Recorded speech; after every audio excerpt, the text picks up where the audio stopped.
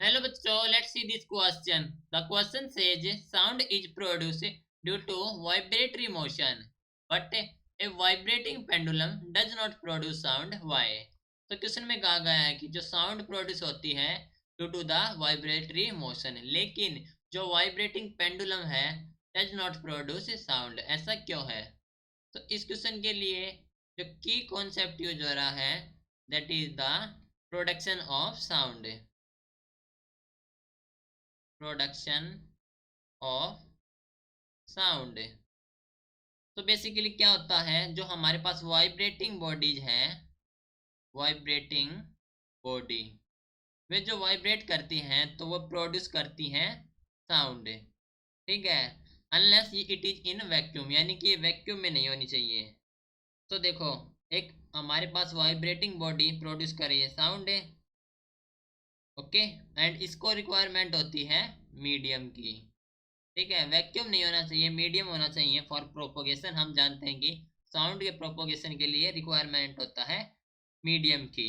लेकिन जो एक पेंडुलम है वो स्विंग करती है from side by side, okay, तो वो कोलाइड करती है with the air particle in the air and vibrate करती है एंड प्रोड्यूसिंग करती है सम साउंड, लेकिन वो हमें हियर नहीं होती, यानी कि हमें सुनाई नहीं देती।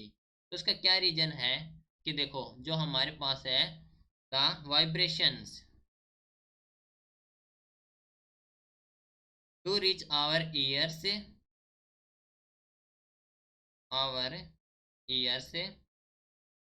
ओके, यानी कि जो वाइब्रेशन हमारे ईयर से तो आता है लेकिन हमें सुनाई नहीं देता, but because we can only hear,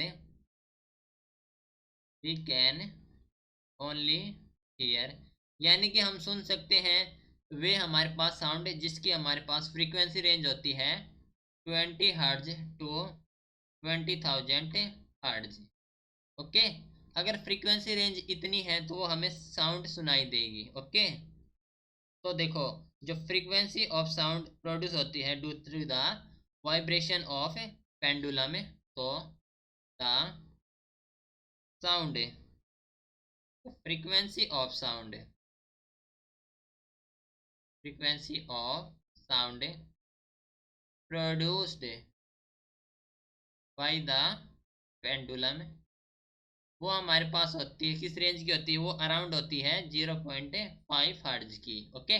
यानी कि जो वाइब्रेशन तो होती है लेकिन जो फ्रीक्वेंसी होती है उसकी, जो कि sound produce by the pendulum होती है 0.5 हर्ट्ज, ओके, जो कि हमारे पास है इंफ्रासोनिक साउंड। तो विच इज